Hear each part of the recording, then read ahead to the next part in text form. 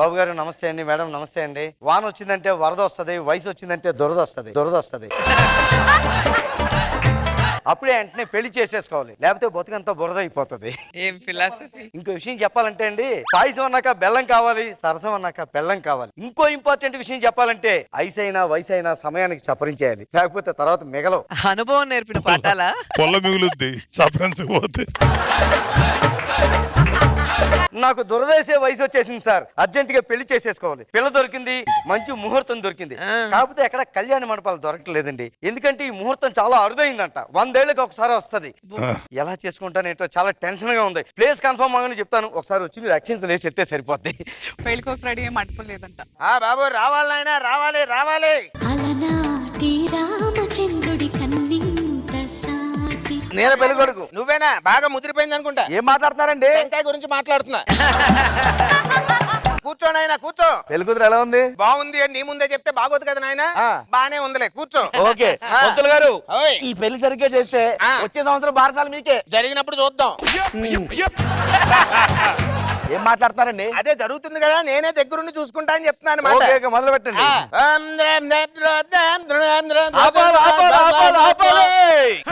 ఎవరు నువ్వు, ఎందుకు ఆపాలి? గురుగారు ఏం లేదండి, ముహూర్తానికి చాలా డిమాండ్ ఉందంట. ఊరంతా తిరిగి ఎక్కడ కళ్యాణ మండపాలు దొరకలేదు. మీరు ఊ అంటే పక్కన కూర్చొని చేసేసుకుంటాం. ఏంటయ్యా లక్ష ఖర్చు పెట్టి చేసుకున్న పెళ్లి నువ్వు ఇక్కడ కూర్చొని చేసుకుంటావా? అన్ని లక్షలు ఖర్చు పెట్టిన వాళ్ళు పక్కన చిన్న చోటు ఇవ్వలేదు. ఏ మంత్రానికి మేము కలిసి చెప్తాం. పంతులు గారు ఏదైనా చిన్న హెల్ప్ చేసి పెట్టండి సార్ మీరన్నా. నేను మాట్లాడతాను ఆయన, మీరు ఉండండి. ఏమిటయ్యా పక్కన వాళ్ళ మండపంలోకి వచ్చి అలా పెళ్లి చేసుకోవడం దారుణం, దారుణం. బాబు చిన్న హెల్ప్ చేసి పెట్టండి సార్. ఎక్కడ పక్కన కూర్చొని మీరు మంత్రాలు చదువుతుంటే పెళ్లి చేసేసుకుంటాం సార్ పక్క నుండి. 2 సంభావనలు ఇస్తానంటే ఏదో మేనేజ్ చేద్దాం. అది ఏం కాదు కానీ సంభావన మీద 10 వేస్తా. సరే నేను చూసుకుంటా. నేను చెప్తాను విన్నాయన. చూడు, నీకు ఏమైనా దిష్టి ఉంటే వాడి రూపంలో కొట్టుకెళ్ళిపోతే నువ్వు కూర్చో చెప్తాను. అంతేంటారా? అంతే, నువ్వు కూర్చో. అయితే ఓకే. బాబు బొట్టం వెళ్ళి పైకి ఎత్తున ఆయన, నోట్లో పెట్టుకో, పెట్టి కొరుకో. అదిగో రక్తం వచ్చింది, తుడుచుకోను ఆయన.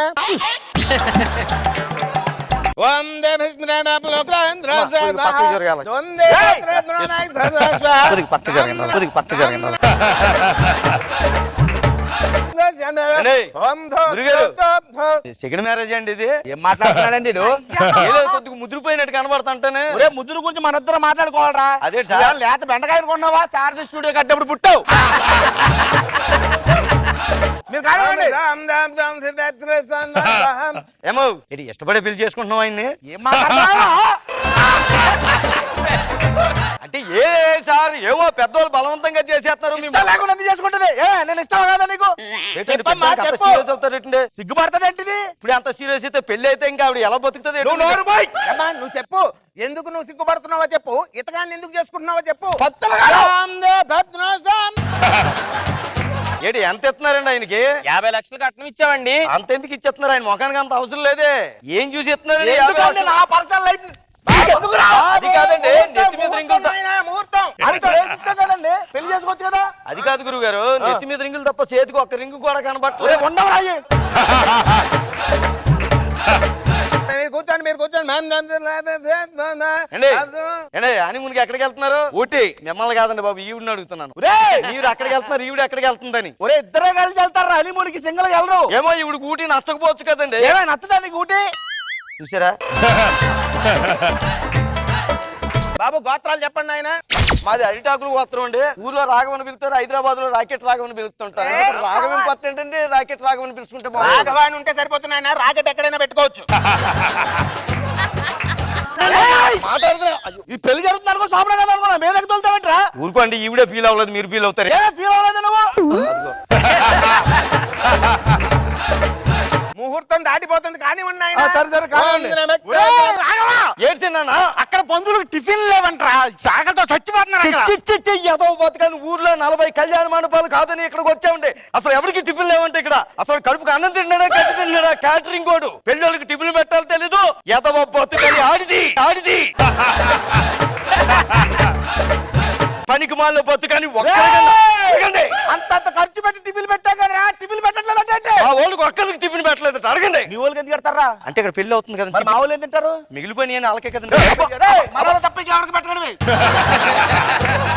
బాబు కొట్టుకోకండి, ముహూర్తం ముహూర్తం కూర్చోండి. మరి ఆ టిఫిన్ అంటాడేంటాడు? టిఫిన్ల గురించి తర్వాత ముందు తాళి గురించి ఆలోచించండి. ఓకే.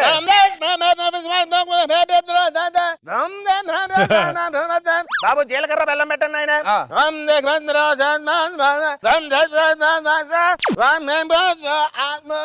జీలకర్ర బెల్లం అలా వేసుకున్నాడంటండి. అది నా జీలకర్ర బెల్లం రా. ఏమండి ఇన్ని లక్షలు పెట్టి పెళ్లి చేసుకుంటున్నారా కదా మీరు, చిన్నపిల్లలు చాక్లెట్ అని మమ్మల్ని అడుగుతారేంటి? ఇంకోటి తీసుకోలేదా?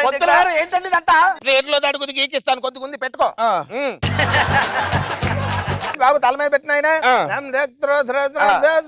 చదివింపులు చూసుకోండి.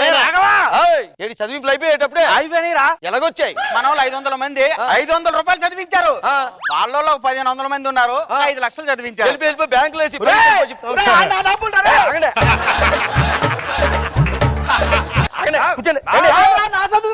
చదివింపులు మీ అయితే మా అయితే కళ్యాణ మండపాన్ని కట్టాల్సిందిరా.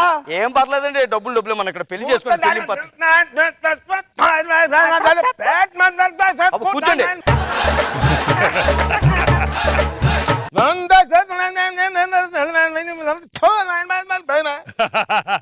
మాంగళ్యధారణ కానివ్వండి ఆయన. మీరు ఇంకా వెతుకుతున్నాడా? వీడు ఎతుకుతున్నాడు, ఇద్దరు కట్టేసి. ఇంకా కట్టలేదా? ఏంటి ఎత్తుకుతున్నారు? నేను కట్టుకుని నీకెవరు కట్టారు తాళి? సారీ అండి, అంటే ముందు మా ఆవిడకి 3 ముళ్ళు వేసానండి. మా కాపురం ఇంకో 10 కాలాలు గట్టిగా ఉండాలి, ఇంకో 3 ముళ్ళు వేద్దామని చీకట్లో ట్రై చేశాను. పొరపాటున ఇక్కడ ఏం చేసావురా? నేను ఎవరు కట్టాలి ఇప్పుడు తాళి? రారా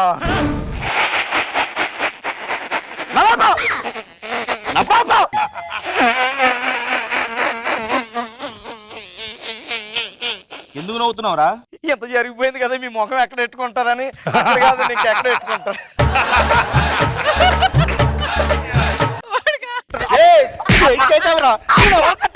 కొట్రా పర్లేదు, నా పేరు చెప్పి ఎప్పుడు కొడితే ఇష్టం ఉండదు నాకు. కొట్రా. పెద్దానికి ఫీల్ అయిపోతారేంటి? ఏం చేశారు సార్? ఏం చేశారు సార్? క్షమించే గుణం ఉండాలా, ఆ మాత్రం భరించలేరా? ఏంట్రా? మన వాళ్ళ కోసం చేసిన భోజనాలు మొత్తం వాళ్ళ వాళ్ళే తిన్నారంట.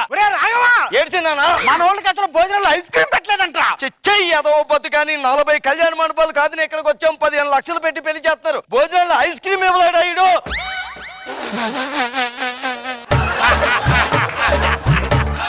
మరి ఐస్ క్రీమ్ పరిస్థితి ఐస్ క్రీమ్ నీకు ఐస్ క్రీమ్ నన్ను కూడా కొడతావా? మరి ఏం చేద్దాం? నువ్వులే చెప్తాను. బాగా ఆకలేసేస్తుంది, ఒళ్ళు బాగా నొప్పులుగా ఉన్నాయి. నువ్వు ఇంటికి నీళ్ళు పెట్టు, నువ్వు వంట పెట్టు. మరి నేనేం చేయండి రా? మరి నేనేం చేయండి రా?